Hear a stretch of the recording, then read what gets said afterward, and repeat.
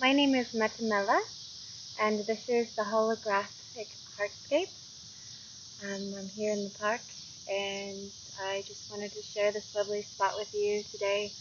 This is one of my favorite spots to do Qigong because there's many geospirals in the earth right here, which means underground caverns of water. Um, we're not far from the Budweiser Brewery in the Benton Park area of St. Louis, and very close to Kawaki Mounds, which is an international treasure. Um, and so I thought I would start out with this first video. I've had a bit of a hard time starting videos because even though I will talk someone's ear off about the things that I channel and that I experience all day long to someone who's willing, I get a little self-conscious actually on camera. So it's just me getting used to the age of technology, I suppose. Um, but I will start by explaining to you, a lot of you have been wondering, what is the holographic heartscape? And the reason I came up with this word is simply because how our experience here so far on this planet as humans, we have fallen into a pattern of perceiving that has reinforced and in fact created our reality as a collective that is based on a dualistic system.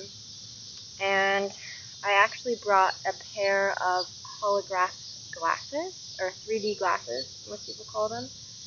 You know, you wear them to these movies. I've actually never been to a 3D movie, believe it or not, but this reality to me is the 3D movie. So that gives you kind of my idea. But duality perspective derives from the part of us that is source energy, which is God, and the part of us that is in the absence of source energy or is not. And I'm going to go into this a little bit more as we continue the series, and to how that actually happened and why. But just to start, this is a good visual reminder of duality, because it is also what frames our mindset of what we perceive as good or bad, good or evil.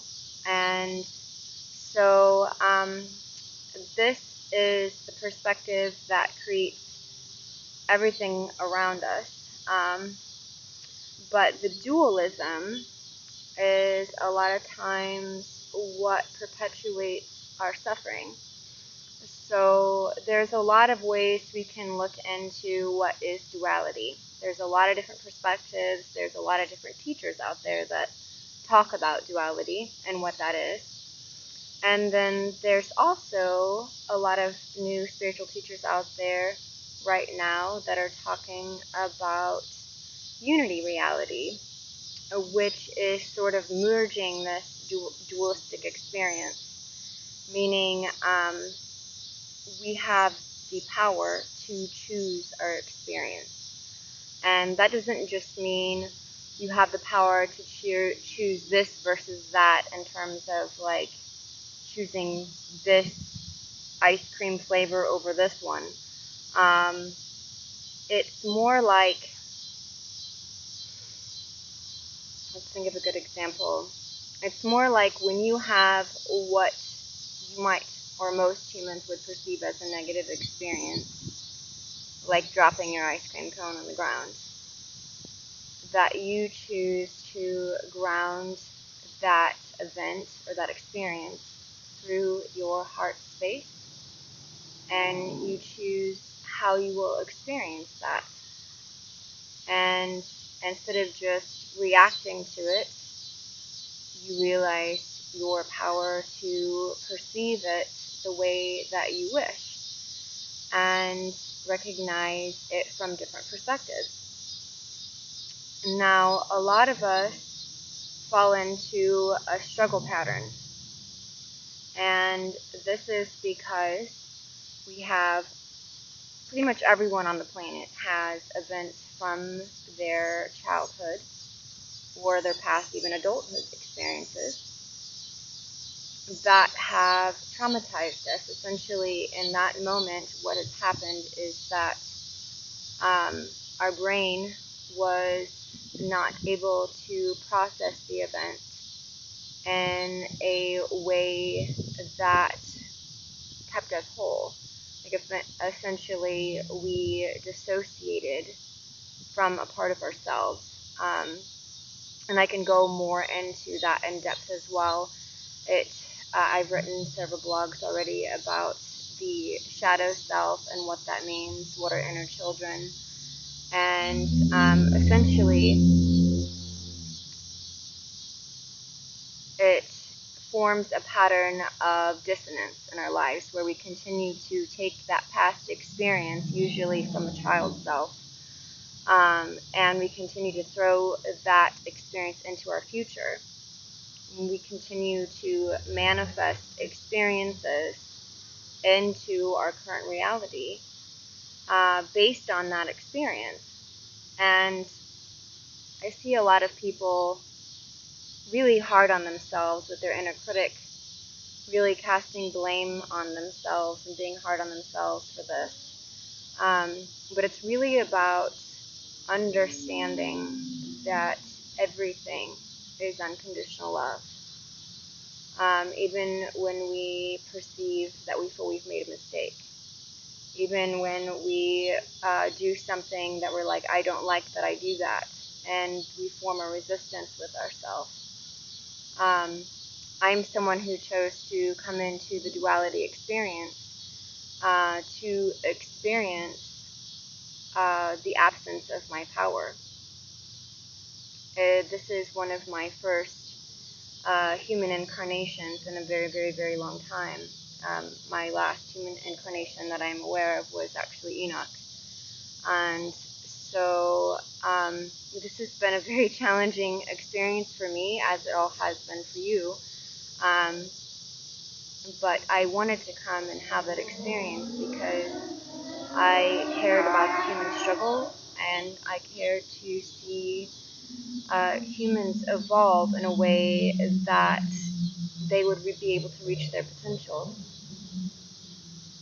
So I felt that in order for me to demonstrate this for humans, I wanted to do something, I guess you could say it's a little bit similar to what other ascended masters have done when they came here to live a life, such as Jesus or Buddha or something of the like. But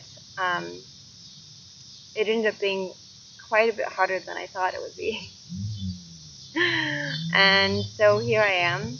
I am working on being a little bit less shy and learning how to use this person as an instrument in order to share with you the insights that I am able to offer in reconciling this perspective of struggle into Unityscape.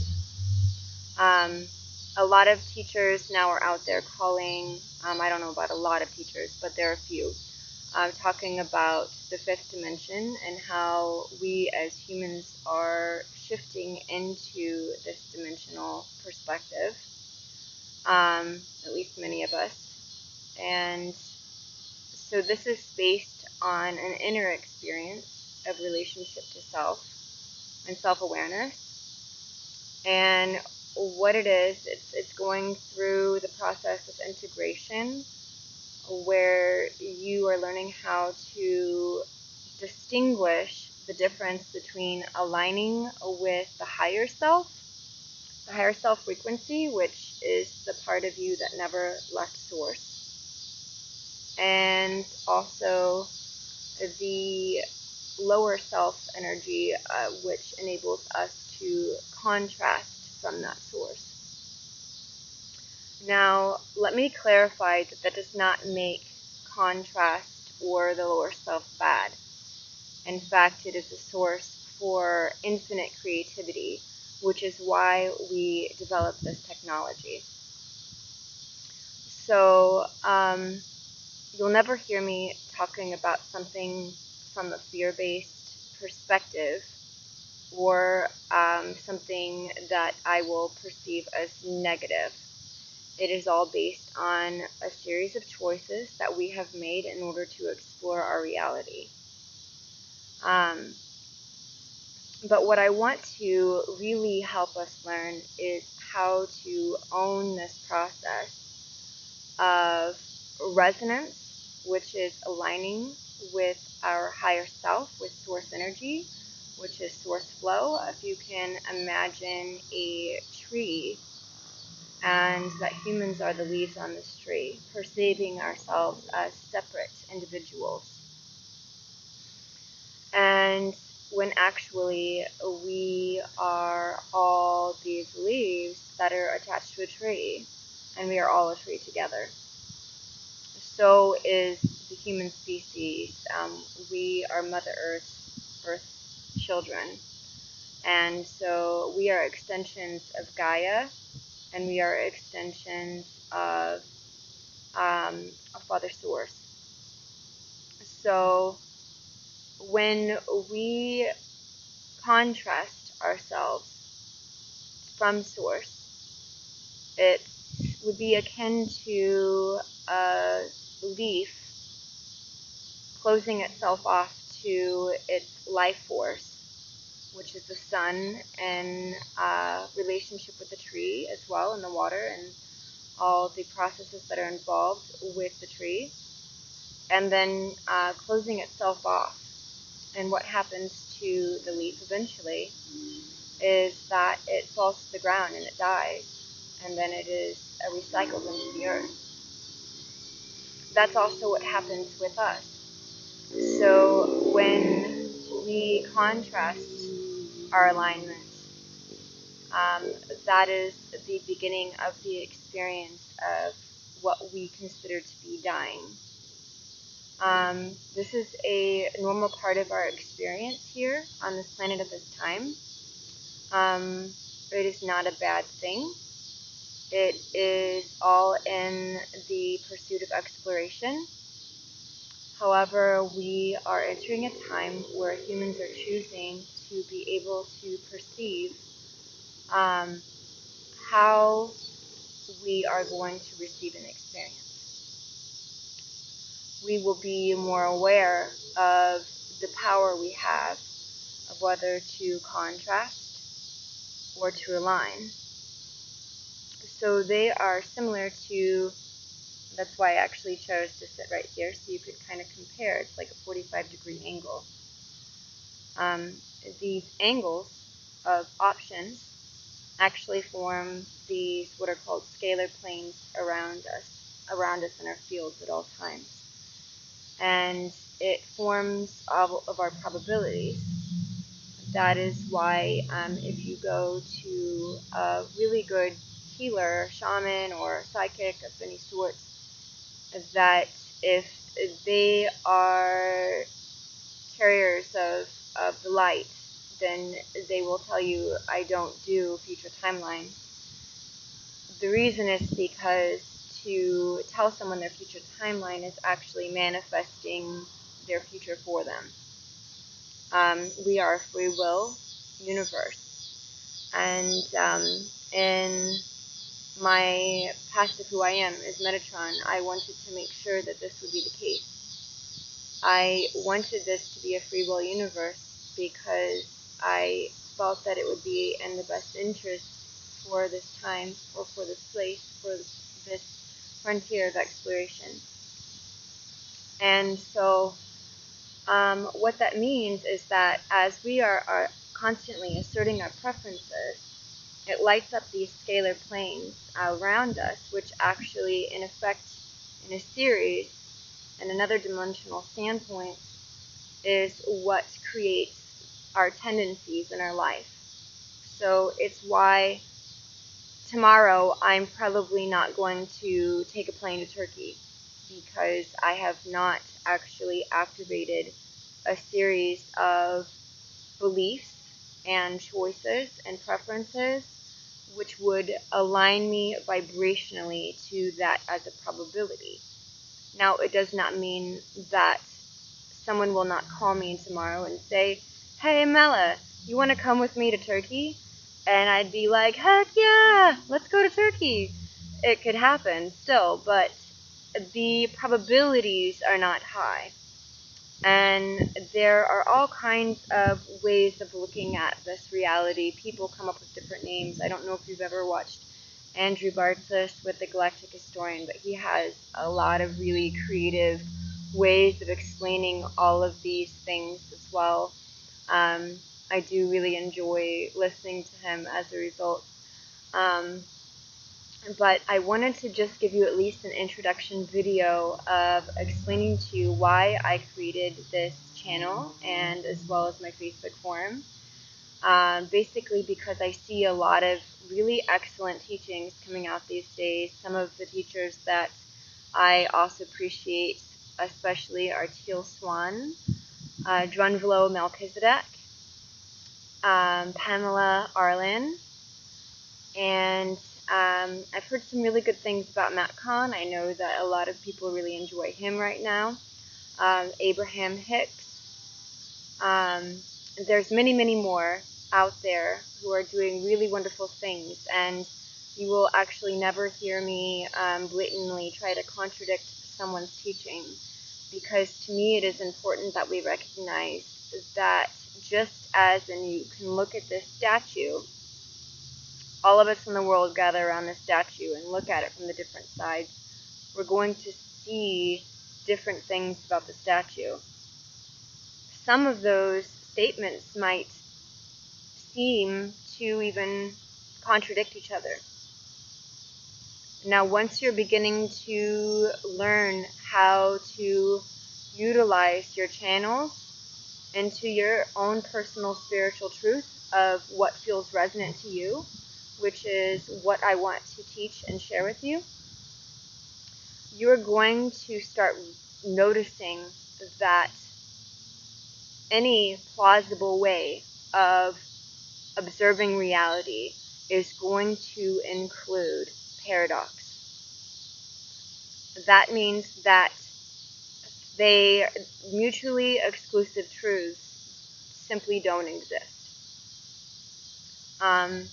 This may be confusing for a lot of you, so I'm going to work really hard at breaking that down. It is not your fault if that's difficult for you to understand, because we live in a reality that teaches you that the sky is blue, that teaches you that you are a boy or a girl, that teaches you you either own something or you don't own it, that you must work a job for the man in order to survive, that you must beat yourself up in order to get better. These are the kinds of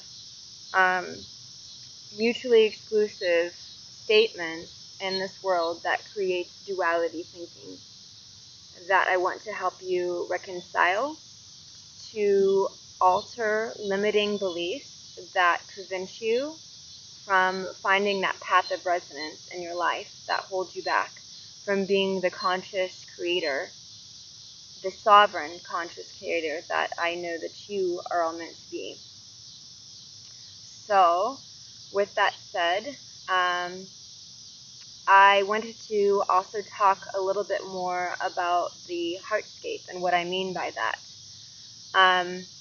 The most advanced piece of technological equipment in your body, well, your entire body is technologically advanced. Your cells, your everything in you is intelligent. However, there is one piece of equipment that I wanted to point out to you that in our society gets often overlooked. It is your heart. Now, in the womb, the heart begins to beat before the brain even forms. And that is because there's a little tiny piece of the heart that actually has a material that's similar to brain cells. That's what causes your heartbeat to start when you are first in the womb. And in addition to that, there is plenty of mass in the brain cortex that does not get utilized currently in our evolutionary construct and our development of how we are evolved at this time. Now, as we learn to drop more into our heart space, meaning live through the heart actively by choice, we are going to see a beginning of a massive awakenment. We have already begun to see this. Many people are choosing to awaken all over the world to recognize that spirituality is not a mutually exclusive truth. That is why we chose to be individuals, so that we could contribute to source perspective and creating our reality of that source perspective. So your heart is actually the finest piece of equipment in ascension, and in your activation process. So I am going to be sharing a number of meditations as well as activation processes to also help you learn how to start living more and more intuitively and through your heart space. And so with that, it concludes my very first video for all of you. I love you very, very much, and I love you all unconditionally. I want to teach you a brand new word. It is very similar to Namaste, only it makes an interdimensional pattern in the figure 8, like the snake of infinity. It is a word that I bring to you from the Elohim, and it is Dalmishe. Again, that's Dalmishe, and the A and the E actually form this infinity symbol that is going from my core, which is the center of our figure 8 of the upper and lower torsions of our electromagnetic energy field, to your center core of your field. And it is seeing the source and the light and the beauty in you all the way to our source, and then back down to this present experience, and appreciating one another's beauty and what we have to offer. So it is very similar to Namaste. So thank you again for joining us at the Holographic Heartscape. Namaste and Dalmishe.